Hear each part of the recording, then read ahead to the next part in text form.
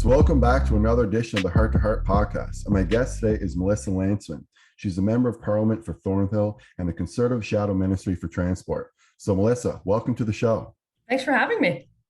So, I'm really excited to chat to you today for a lot of different reasons. I think a lot of people who follow me also follow you.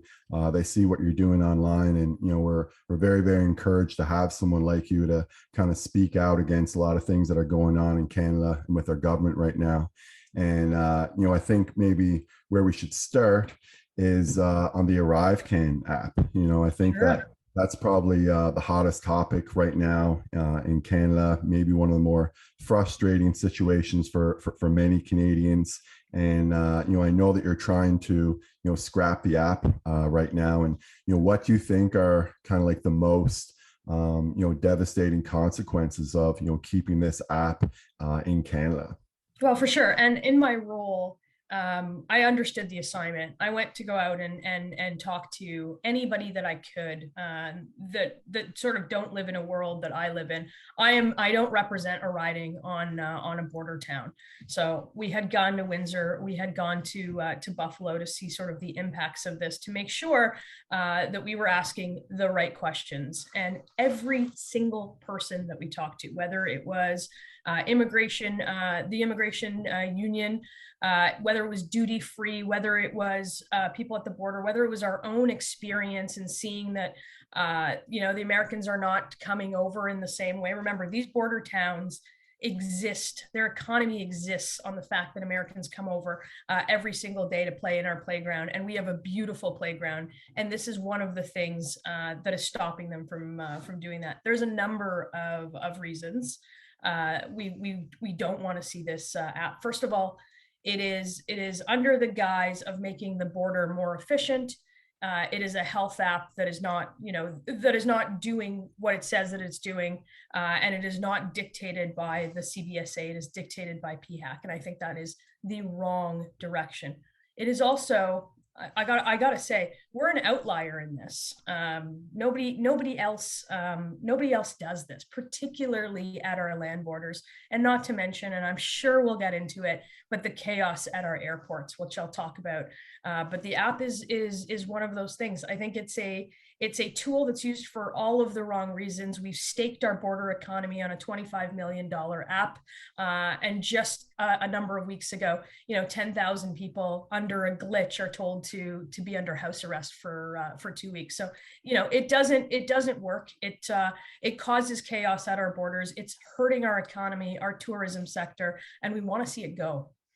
Yeah, and I saw that you did a video there maybe a week or two ago with a gentleman, I think was on the Niagara Falls border. Yeah. And he said like usually there'd be around 40 or 50 cars parked in a certain section of Niagara Falls, and there was like one car there. So Yeah, like, well, so get this. So Tony Baldinelli, he used to be the chair of Niagara Parks, and he's a colleague of mine. He's elected in the Niagara region, and we went actually to go see his some of his constituents, and they run the duty freeze at the border. And we were talking about motor coaches. So this is like the big coach bus of tours, generally older people that are that are getting together and socializing. There's about 40 a day that used to come to duty free, and the guy said he was lucky to see one or two. So just even in that single example, those are the people that spend the money in our restaurants and go to our attractions and give students the summer jobs. If you're a student in Niagara on any other year, it is a great place to have a summer job, and it's just not that busy.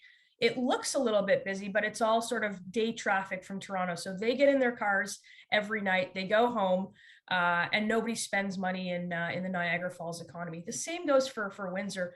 I drove from Windsor to Sarnia, and I actually drove through the U.S. side, so we can go through it. First of all, it took forever to get back in and into Sarnia. But on the way out at Windsor, we saw about 200 cars lined up for the Canadian border. And the thing that stood out for me was the very few American plates. And there's a number of reasons for that. Remember, the Americans never had a passport. They never had to show sort of their vaccine proof to anyone. So many of them, like, this is a thing in the past for them. They don't have it. They don't quite understand, why they have to show us. And so they'll just choose not to come. And there's not much we can do about that. There's not much we can do in terms of the convincing on the tourism dollars that we spent. So I think we're throwing good money after bad until we get rid of some of the hindrances at the border. And in terms of, Canada implementing this Arrivecan app, are we the only country that you know of right now that has this, Arrive app, or other countries implementing it as well? It's the only country I know of at the land border. Like there are different iterations of clearing customs in airports. If you've ever been to Heathrow, if you've ever done it at Charles de Gaulle in Paris, you can do an electronic customs sheet. But this is far from that. This is a health app. Everybody who comes into the country needs to do it. And as far as I know, particularly with one of the with a country that shares the largest border with our friend and our ally, like we don't go to war with those guys. Like we don't have a thick border. Like they're our friends. We trade. We work there. Our families work there. And so I'll give you the example. If you're living on the New York side of the of Niagara Falls, and you cross 5 rivers on the other side to get to your office, what's the difference in terms of crossing this river? Because for a lot of people who live on that border, they just see it as crossing a river. It's not, it's not what you and I think of, like, okay, we're going to the States, got to get our passports. Like for them, it is a daily thing, and it has really, really disrupted life. Yeah, and one thing too that I think a lot of people have, concerns about too is like, is there any unnecessary data that's being collected, or do you think that it's just being collected to supposedly protect Canadians from becoming infected, or well, you bring up a good point, because we actually don't know why it's being collected, how it's being collected. There aren't those checks and balances on it. Like this was an app that was developed, that was given out in tender to 4 companies. We don't really know how it's built. We don't know why it takes the info that it takes, and we've never had the government explain it. And I think, as as an opposition, and as a curious Canadian that's going, or a curious foreign national that's going to put their data, there's all of their personal information into an app, I think there needs to be some questions answered about sort of the why are you taking it, what are you going to do with it, is it secure? All of those questions are unanswered. And on top of it, I think we're seeing a government say pretty much out loud that we're going to keep this thing. But I just don't get it. Nobody says that it's working. Everybody says the exact opposite, and the only one clinging to it is the government. So we want to see it go. Yeah, I mean, I see this as a medical intervention. I mean, that's what it is. It's supposed to reduce the rate of infection. We don't really have any data indicating, from my understanding, that by implementing this app, we've been able to reduce infections or hospitalizations or deaths from COVID. Yet it still is being implemented. And has that been a concern of yours? It's certainly a concern, and there would have been telltale signs, the government using it for health purposes, which maybe I perhaps we don't think it's that. This is a 2-dose app. If it was really to spread infection, we would have done 3 doses a long time ago, when the data suggested that 3 doses limited some of the spread or whatnot. I don't talk about sort of the health side of the vaccine. That's not my expertise. But this is, we have other countries testing wastewater if you want to test for new variants in the country. Every other country does it at every airport. We haven't seen the kind of restrictions that we have with the random testing coming back. We asked for the science about the random testing. We didn't get it. We asked for the science when they paused the random testing. We didn't get it. We asked for the science of when they reintroduced the random testing, and guess what? We didn't get it. So either it's not there, or it's it's under some cloud of cabinet confidence, which just suggests to me that it's not there. Yeah, to me, it doesn't make sense scientifically as well. There was a great study that came out maybe about a month ago in the New England Journal of Medicine, which is, one of the more reputable medical journals. And it actually indicated that if you've received 2 doses of the vaccine and you've never actually been infected with COVID and recovered, so had acquired immunity or natural immunity, then you actually had no protection if your second dose was 6 months or longer. And so, we're testing people at the border, and we're using this app, and it's basically not based upon any science whatsoever, because you can get through to the border by showing that you've been dosed twice with the vaccine. But if you're again, if your dose was more than 6 months ago, according to this study from the New England Journal of Medicine, you literally have no protection against COVID. And if you do have acquired immunity or natural immunity, then you actually do have about, I think it was about a 46 or 47% protection, which is fairly high. So to me, as a physician, it doesn't really sound like it's a very science-based tool. And I think that if we're going to implement something that's going to be this inconvenient, the risks and need to certainly be mitigated in terms of the benefits. Need to have more benefits than risks. And to me, again, looking at the latest science, the app doesn't really indicate that it does that, and it seems to be clogging up our borders. And I know that the airport is in Pearson in particular has been just basically a shit show. People are going there, and they're waiting for hours and hours. Their flights are getting delayed, and they're not being able to travel as they normally would. For sure. And look, I'm glad that you've got the physician side of this. As the transport critic, my job is to make sure that we're doing everything that we can to hold the opposition to account, to make sure that our borders aren't thick, that people are moving, that goods are moving, and we've fallen behind. I'll raise one more point on Arrivecan, because I think that this is something that nobody's talking about. And we heard from the Immigration and Customs Union. We heard this a number of times from a number of different people, and it's on the record, and it's all public. But they're having, people are having trouble with the Arrivecan app. Either you don't have a smartphone, maybe you're in an older demographic, and your phone is not like an appendage like it is to you and I. I still talk to my dad's chin on FaceTime quite a bit, and then we're 2.5 years in, but we're getting there with him. But he's from a demographic where he's super not comfortable on his phone, and certainly like maybe can't see how to put that in. If you don't speak English or French as your first language, there's no accommodations for this. And what happens is the border guards actually spend a lot of time with people in a secondary search, trying to get them to use the app, because effectively, like, border guards want you to be able to travel freely. It makes their job easier, and then they can focus on the bad guys. And that's the point.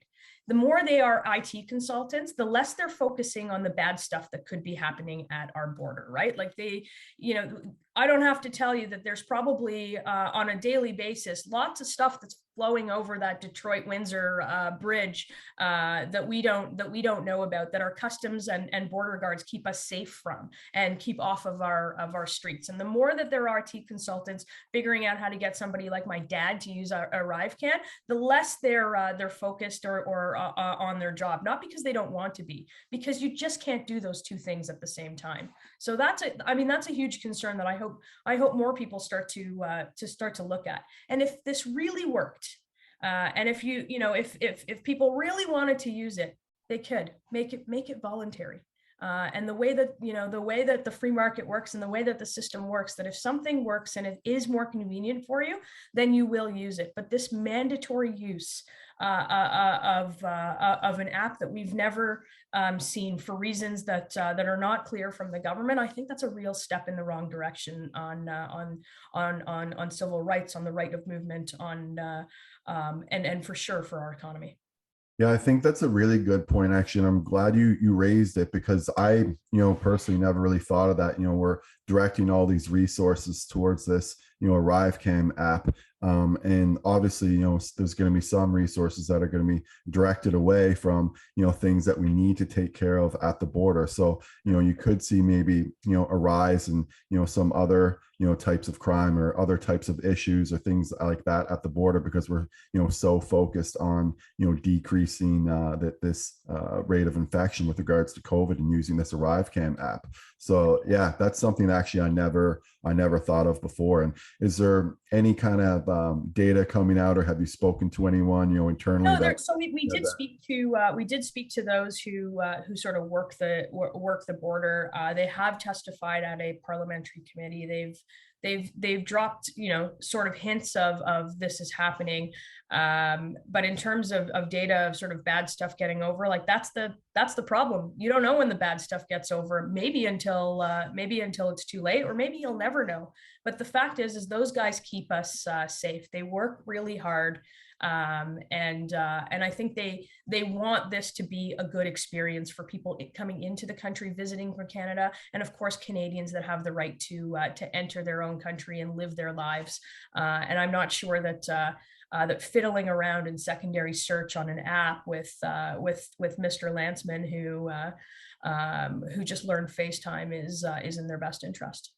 Yeah, I don't think so either. And I can see, I've seen videos and I've seen other people, at the border that have, struggled with using this app. And, like I think I listened to one of your clips and someone mentioned, is this a little bit of a learning curve? And, it is maybe a little bit of a learning curve, but it's not something that I think should be forced upon people, Sure. anyway. They shouldn't be necessarily like forced to learn how to use this if they don't necessarily want to. And I like the idea of maybe just making it, voluntary as opposed to, necessary for, say, people like, your father, Yeah. because, things can happen. And, also too, you have to take into account, illness or other things that happen, and like that can really affect your overall mental state and your ability to use apps and things like that. So it's not always going to be as easy for people to use these apps, I think, as the government is making it out to be.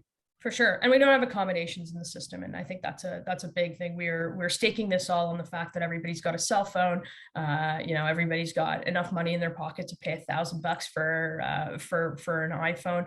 Like there's no paper form. There's no leeway on whether you say this is a learning curve or not. So, voluntary would be one step, be a step in the right direction, but scrapping this thing, because nobody understands why we're using it and it's hurting us.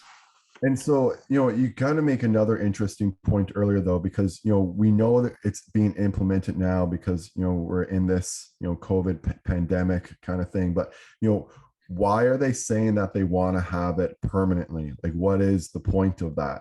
If we're able to, decrease the numbers to a low level where, hospitals don't become overwhelmed, and we can certainly talk about hospitals being overwhelmed as well. But, say if we do reduce it to a level where, it's manageable, why, like, are they still indicating that, this is going to be a permanent thing that Canadians are basically going to have to use, forever or indefinitely? Like, it seems like a very, very odd decision that's, not really based upon science. For sure, and it's a decision by the public safety minister who had gone out and hasn't explained it in any kind of way that makes any sense to anyone.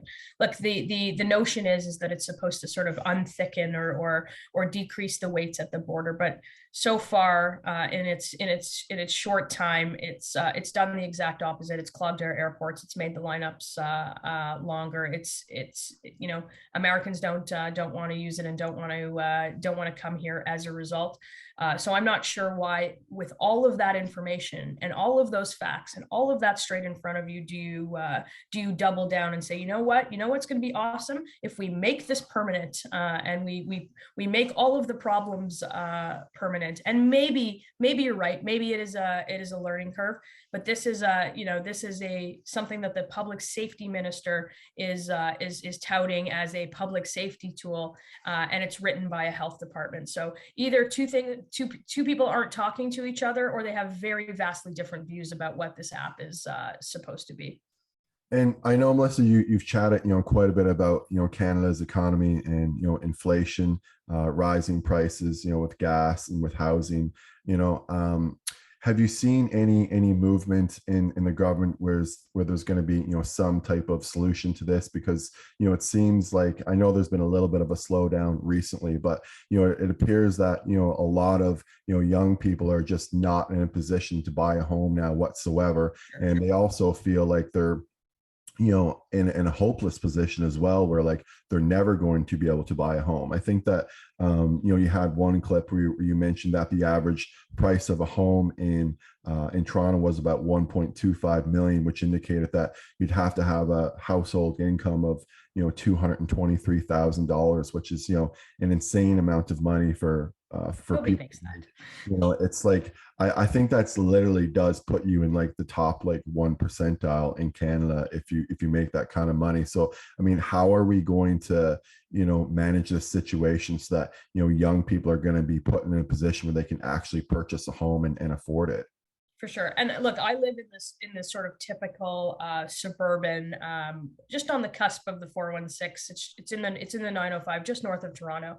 I live in a riding where the houses are super expensive and everybody needs to drive wherever they go, and it's full of families, and there's sort of no options. There's some public transit, but it doesn't work in the same way as the TTC does. So it's not a convenient option.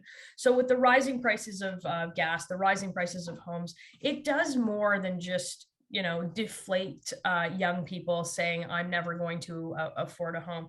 It actually kind of tears apart the community. Our population in Thornhill is aging. Young people can't afford to live where they grew up. The community institutions that we had built up in the area, or that have been built up in the area over time, they start to erode because the second generation doesn't go there. So there's massive effects to the fact it's not just I can't afford a place to live. It's the erosion of communities like mine, unless we figure something out, unless we get creative on building secondary suites and all of that stuff on the housing file. I also think the government is not addressing inflation. And part of it is that inflation is good for a government. Remember, this brings more money into their coffers. We spend more, we're taxed more, they get more. The questions that I would have is, how are we using that money? Are we spending money that we don't have on things that we don't need for right now to put the next generation in debt? The answer to that is yes, in my view. We have spent a tremendous amount of money, and it doesn't look like there's any restraint or pullback on the spending. And then we're gonna, we have a situation with rising interest rates, where those who are already lucky enough to have a home start to pay more and more of their income to service, that debt, to service that mortgage, to pay off, what they thought they would pay off sooner, or if at all. So it's a problem that the government isn't addressing. When I talk to people in one way or another, whether it's seniors, whether it's young people, whether anyone in between, the first conversation and the last conversation ends up in some version of, I'm working harder and I'm not getting ahead, and the cost of living is choking me. Yeah, because I mean, if inflation's at 8.1%, and you had an increase last year in salary that was 6 or 7%, you're still down overall. So people are working harder, yet the cost of, even if you work harder, even if you get a raise, you're still not able to afford your home because the cost of living is going up so much. And For sure. I it's a very big issue for young Canadians, because again, owning a home is sort of like the foundation of being financially stable. And it's a big moment in a lot of people's young lives. That and kind of like getting married have kind of been sort of the two big things that a lot of people have kind of put as the biggest days of their lives kind of thing. And if they're not able to do that, that's going to be very, very discouraging. It's going to make people feel hopeless. It's also going to affect overall mental health. And a lot of physicians don't talk about finance in terms of mental health, but I know from seeing patients that absolutely unemployment, not being able to afford your home, not being able to make mortgage payments, not being able to provide for your children, that makes people feel worthless. It Sure. makes them feel hopeless. And I think that that's something that is sort of getting lost in this message. We're talking about the rising cost of homes. We're talking about wages not being increased to be able to meet the demands of making those payments on those homes. But also too, when that happens, overall, like, young people's mental health will be affected by this. Like if you're 30 years old and you're living with your mom and dad, that's not going to feel good. And I think we're going to have more and more people in that situation in the very near future because of Trudeau's government and this massive inflation that's been going on in Canada. Yeah, we've had it increasingly. The house price has doubled since 2015 under this government, and we're the highest in the OECD on housing prices. You raise a lot of interesting points on mental health, and I think it's one of these things that during the pandemic and frankly after, we've kind of swept under the rug. And it's not my area of expertise, but you got to be blind not to see it, with with kids. We went to visit a couple camps. We have a summer jobs program where we get to see the fruits of money that the government gives to employ sort of teenagers, and even having conversations with sort of the head staff or the management of the camp. Like, the kids are not all right. And maybe we'll get there. And I've got a very good friend who's a psychiatrist in Toronto, and just speaking with her about just the number of assessments that she's doing versus before COVID, when she just started out her career, the amount of opioid use that is out there, and the fact that the government is leaning towards decriminalization rather than treatment. I just see this as sort of one of the issues that is conveniently swept under the rug, easier not to talk about. And I'm sure you see this way more on the front lines, but we see it in our communities. It's hard to ignore, and I'm not sure that there's a lot of thinking heads putting their heads together about what to do about this. Yeah, I mean, I've chatted with some other, colleagues of mine, and they've indicated the same thing, that a lot of people are struggling more now than they were before COVID, and I guess you could say during COVID now, considering we still have all this Arrivecan apps and things in place.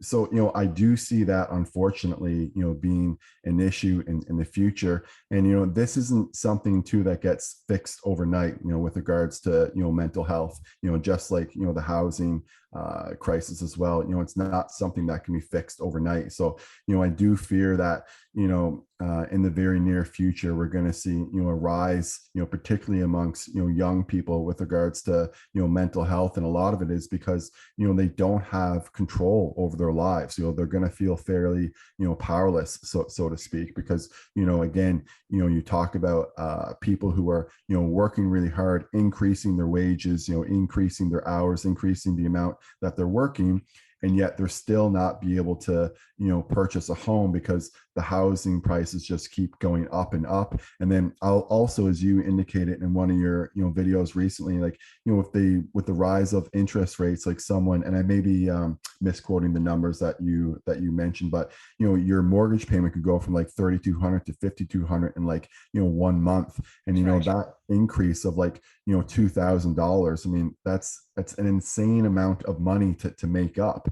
Like you're talking about $24,000 a year, which is close to some people's salary. So you almost need like an extra salary just to make up for a 1% hike in interest rates, and Yeah, that's for sure. very, very defeating for young people and for people who are on a variable with their mortgage. Yeah, look, and in that case, that's about a 3%. That's about a 3% hike. But even if you got that in a year, you start to look at the books, you start to look at your home, and you just, you look at, maybe you're single, maybe you have a partner, maybe you've pooled the income. I don't see how else you could do it, to get this thing, to raise a family. And you've probably got a couple cars if you live in the suburbs, because you're not walking anywhere, and you've got maybe young kids in daycare. Like the costs are piling up. And to your point, a 6 or 7% raise would be phenomenal for many people, but we're not there. There are people that are capped, who haven't increased. There are businesses that are coming back online after a pandemic. People feel lucky to still be with those businesses, but you may not see a 6 or 7% increase. And not to mention all of the labor negotiations that we have in this country at all times.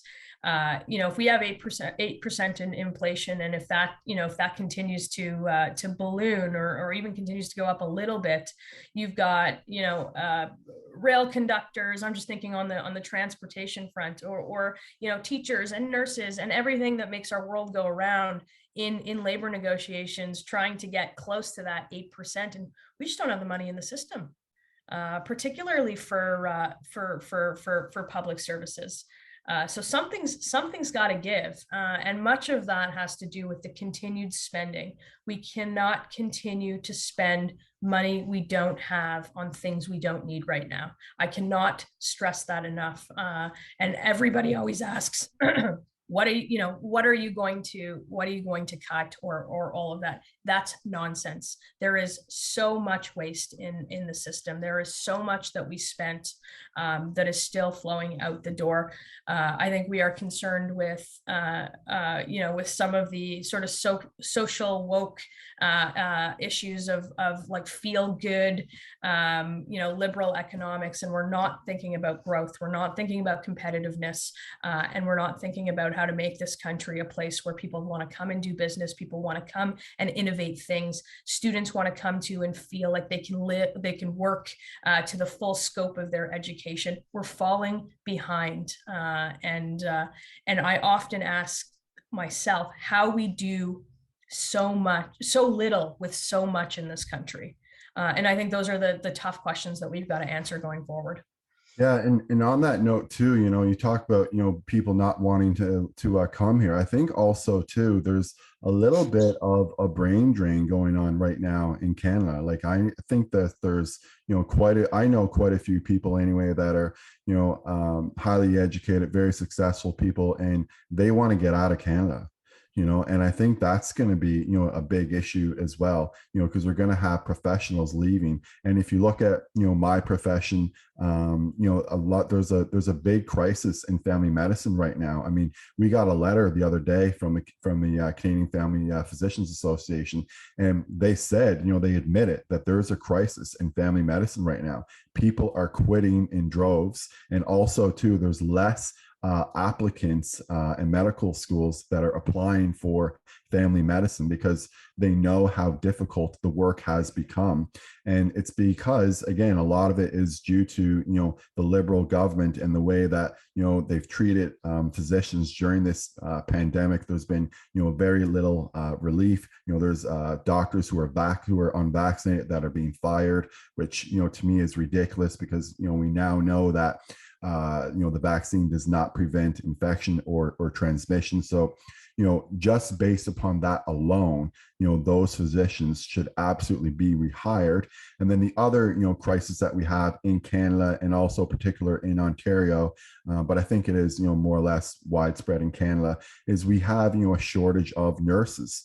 And there's like my girlfriend is a nurse, and she used to work, it would be like one on four, something like that on one of the wards. A lot of times now it's like one nurse for like 16 patients, and they're just getting overworked. They're burnt out, and I'm very fearful of for lack of a better word, of what's going to happen in the future with the nursing crisis and with the family medicine crisis in Canada. Like, you talk to people on the street and they're like, yeah, I can't find a family doctor, or they'll say, yeah, I got a family doctor, but I can't get in to see him in like a week or 2 weeks. You try to get a referral to like a dermatologist, it'll take like 1 or 2 years. You have people that are waiting for MRIs for like a year, then all of a sudden it's canceled like the day before. So I think that those issues too need to be addressed somehow. And if they're not,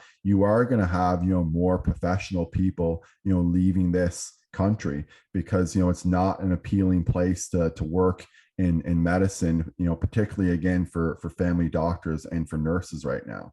For sure. And you guys, you guys do work that, nobody could just pick up and do, like lots of training, lots of education, a whole lot of patience, both patients and patients, in terms of serving the community. There's two things here. We've for so long in this country have had a credentialing problem. So my dad came here, and I speak about my family a lot because I've got just this typical Canadian immigrant story.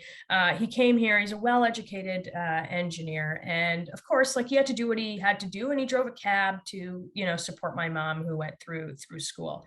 But that was almost 50 years ago, the uncredentialed issue. And I don't think we've come as far as we need to. Like the joke in Toronto, which is not so much a joke, is if you need a doctor and you're bleeding out, call an Uber. And that's sort of a sad state of affairs. And I'm glad to see the provincial government in Ontario talking about how we're going to reform the system, talking about getting foreign trained nurses into the system. Like nurses just don't fall out of the sky, neither do doctors. It takes a whole lot to get where you guys have gotten in your lives. But there are quicker fixes to this. And for a long time, I think our nurses unions had been protectionist on sort of keeping some of that workload. And I know that that's probably an unpopular opinion, but I do believe that it was happening for far too long. So getting new foreign trained people into the system, trying to bolster it with what we have, the richness that we have in the people in this country and the people that come in and immigrate and want to work hard and want to get ahead, and shouldn't be driving the Uber or the cab. And I think that the government is finally, the Ontario government is finally sort of signaling of, hey, there's lots of different things we can do in our system. Like we can bring in private elements into the system that are covered under OHIP. Other provinces do it. We've got pharmacists in Alberta that can diagnose diaper rash, which that means they don't have to come and see you, and you don't have to spend half an hour saying, okay, well, this is diaper rash. Like, yeah, I know it's diaper rash, but I had to come and see you. Yeah. Those are kind of the fixes when you think about how our system can improve. Like innovation in every system sort of frankly makes it better and allows it to grow. And we haven't had very much in our healthcare system in a long time. So I look forward to seeing, they've got a majority government in Ontario, and I think if they had the political courage, and if they have the political courage, they can make some real changes that can take effect soon for people, because that's another thing we hear, whether it's federal or not federal, whether we throw more dollars into the system or not, people are concerned about whether they'll get the healthcare they think they're going to need, particularly with the news stories of hospitals being closed, emergency departments being closed over weekends. That frightens people, because we believe, that the end all be all best system is a public system in the way that we have now. And I think there are ways to explore an expansion of innovative ideas that still serve people in a public system, but bring in other players. And I'm sure that you have those thoughts too. I definitely have those thoughts, and I'm very glad too that you brought up foreign trained doctors and nurses, because I saw Pierre Poilievre tweet out the other day that we have about 26,000 foreign trained nurses who are not working right now. And wild, eh? And then also too, I mean, all the unvaccinated nurses as well. Those things are like, it's just such low hanging fruit. Like we have I read something that you wrote, that you tweeted out, and it's like, it's way better to have an unvaccinated nurse than no nurse. Like obviously. Yeah. And it's such a no-brainer. And when you put it like that so simply, people are like, yeah, like, of course, your department can't run without nurses. An emergency department can't run without nurses. I've had the well, I wouldn't say the benefit, but I've had experience in the health system, and it's, it's the nurses that patch you up and make it They run okay the for you to show. go home.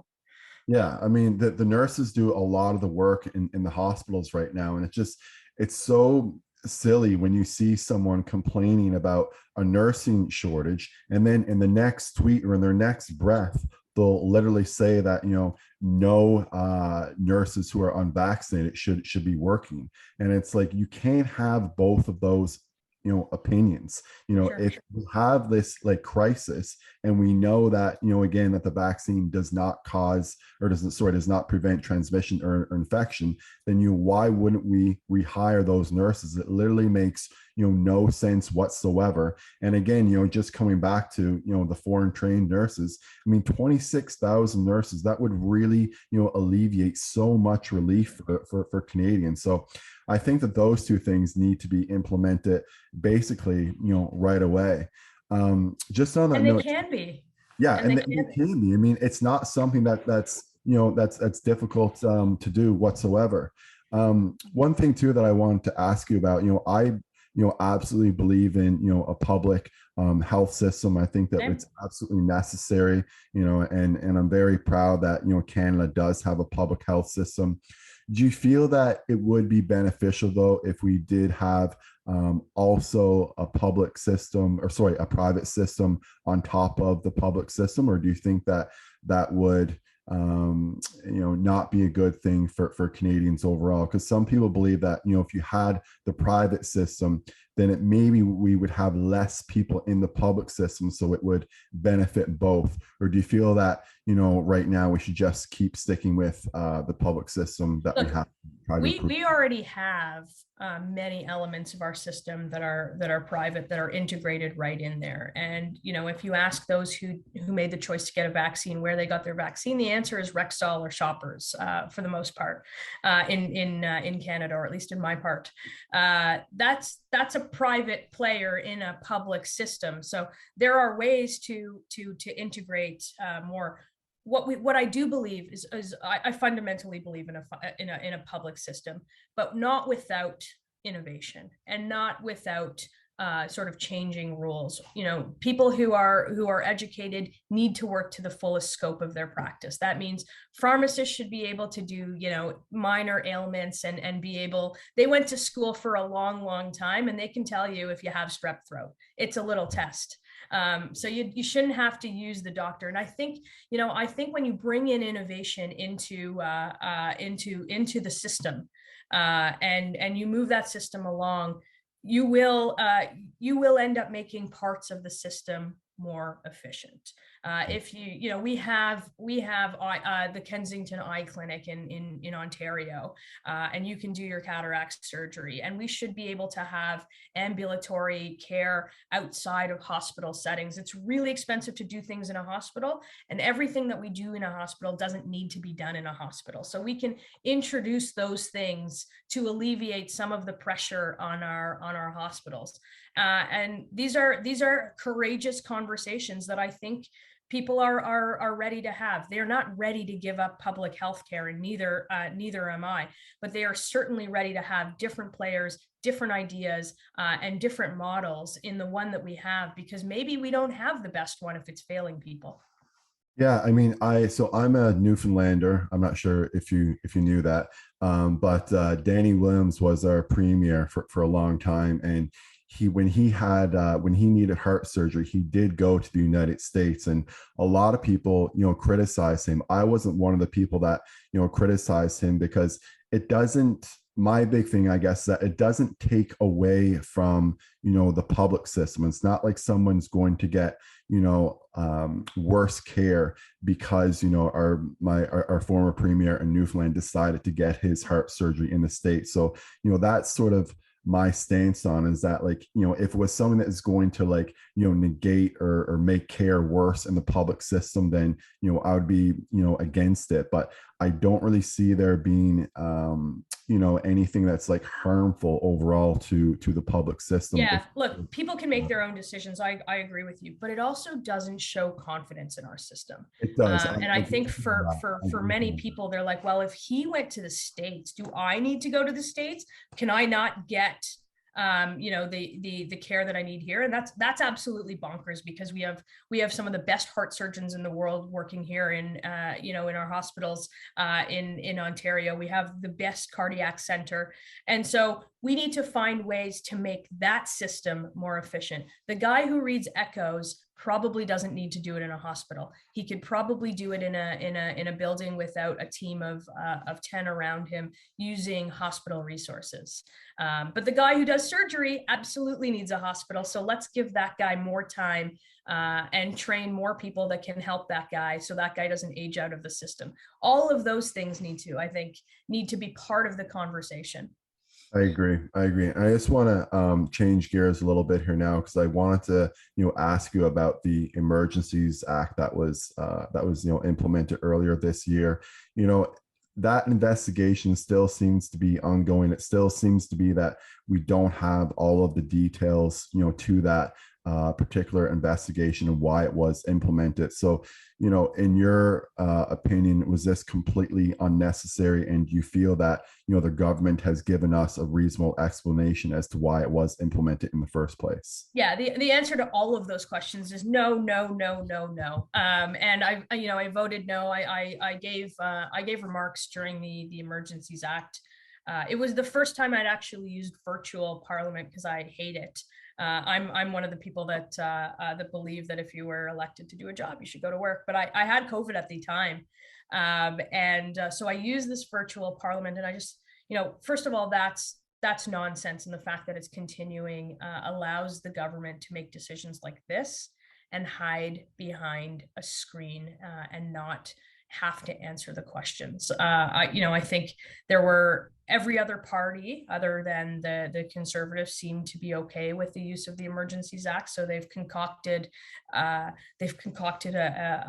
fake investigation where they don't have to answer and they can hide behind some of the secrecy that happened.